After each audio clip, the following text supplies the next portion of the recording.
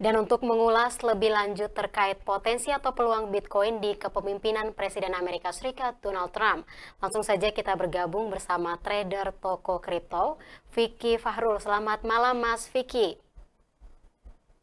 Selamat malam, Kak. Sehat, Mas Vicky? Alhamdulillah sehat. Baik, Mas Vicky, Donald Trump sudah dilantik dan Bitcoin itu sempat all time high ke posisi 109.000 dolar Amerika Serikat. Apa ini artinya kabar baik untuk para trader di Indonesia, Mas? Ya, kalau secara fundamental tentu ini akan menciptakan potensi permintaan baru di pasar, di mana ada beberapa janji-janji yang diucapkan oleh Donald J. Trump, di mana salah satu janji yang cukup masif dan tentu sedang ditunggu-tunggu para crypto trader maupun crypto investor di Indonesia, yaitu cadangan strategik US. Dan ini bisa menciptakan adanya demand tambahan yang nyata tentu saja untuk pasar kripto.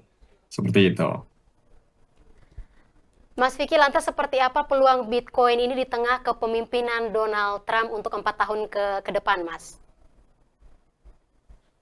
Baik, kalau kita bicara tentang eh, peluang ya yang direncanakan oleh Donald J. Trump untuk banyak hal ya untuk di crypto ekosistem, salah satunya tadi strategic pembelian di mana mereka akan melakukan pembelian secara berkala setiap bulannya sepanjang masa kepemimpinan si Donald Trump, dan ini bisa menciptakan ya balik lagi ya menciptakan demand untuk pasar kripto. Dan perlu digarisbawahi juga bahwa ini bukan menandakan bahwa pasar kripto akan terus-menerus bullish.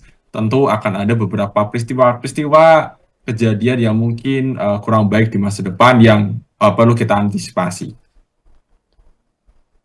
Baik, Mas Seperti Vicky, itu. apakah di kepemimpinan Donald Trump ini akan membawa dampak yang signifikan bagi perkembangan Bitcoin terutama di Indonesia sendiri, Mas? Baik, kalau membawa dampak signifikan jelas ya, banyak negara-negara yang sedang mengamati politik di US untuk saat ini, terutama gaya kepemimpinan si Donald Trump yang akhir-akhir ini mulai sangat tertarik dengan dunia aset kripto ya. Bahkan beberapa kebijakannya seperti Gary Gensler yang notabene dia ketua SEC, yang dimana dia sempat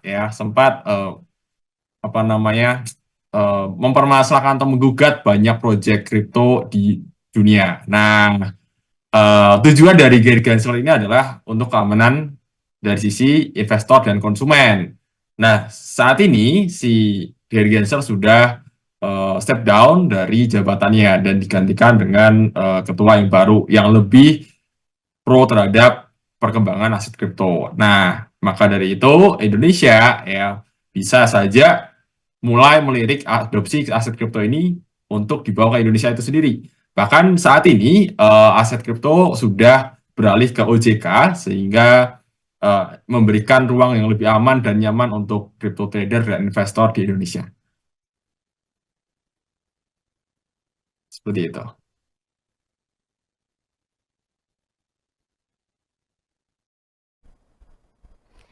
Baik, Mas Vicky, akankah semakin banyak penambang Bitcoin yang bermunculan, Mas? Baik, kalau bicara tentang penambangan Bitcoin, kalau untuk di US dengan regulasi yang ada, saya harap akan lebih banyak penambang yang ada di sana. Tapi balik lagi terkait dengan biaya untuk menambang si Bitcoin itu sendiri. Setiap negara memiliki biaya tarif listrik yang berbeda-beda, baik dari regulasi, pajak, dan tarif biaya kalau di Indonesia per kWh ya. Jadi memiliki perbedaan yang lumayan signifikan. Kalau kita bicara di El Salvador, mereka menggunakan alternatif eh, sumber daya listrik dari gunung api, ya, sehingga mereka bisa menambang jauh lebih efisien dan lebih murah. Namun untuk di US sendiri, sampai saat ini untuk menambang Bitcoin masih cukup terbilang mahal, estimasi di angka 80 sampai 90 ribu US dollar untuk menambang satu Bitcoin untuk saat ini lah ya. Jadi dengan harga Bitcoin di atas 100 ribu atau di atas 90 ribu US dollar, saya rasa akan banyak penambahan miner baru di US. Untuk di Indonesia sendiri, untuk menambang per satu Bitcoin estimasi sekitar 60 sampai 70 ribu US dollar untuk per Bitcoinnya. Jadi masih ada profit lumayan estimasi ya, gitu. Oke Mas Vicky, sebelum kita mengakhiri dialog kita pada malam hari ini, mungkin saya ingin Mas Vicky sedikit memberikan review terkait potensi meme Trump dan Melanie yang meroket jauh setelah pelantikan kemarin. Oke, baik. Pengamatan pribadi untuk kedua meme coin ini yang sedang dirilis tentu akan ada banyak apa namanya perdebatan ya. Banyak orang yang cukup mendukung dengan adanya peluncuran meme coin ini, terutama investor-investor yang sangat tertarik dengan Donald Trump maupun istrinya Melanie, di mana ini bisa menjadi negatif juga, yaitu konflik kepentingan.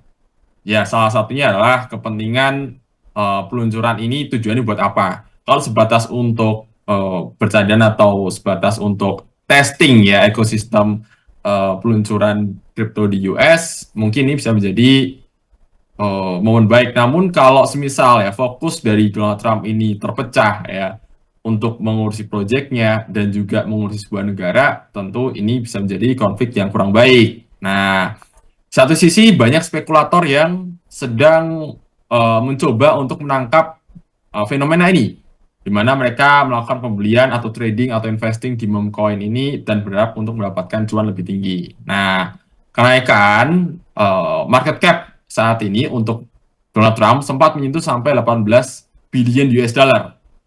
Itu luar biasa tinggi, bahkan dia sempat menduduki di top 12 koin dengan kapitalisasi terbesar di dunia untuk saat ini, dan akhirnya turun kembali. Salah satunya karena emang masa inaugurasi sudah selesai dan ya mereka mulai cooling down untuk dari sisi harga gitu.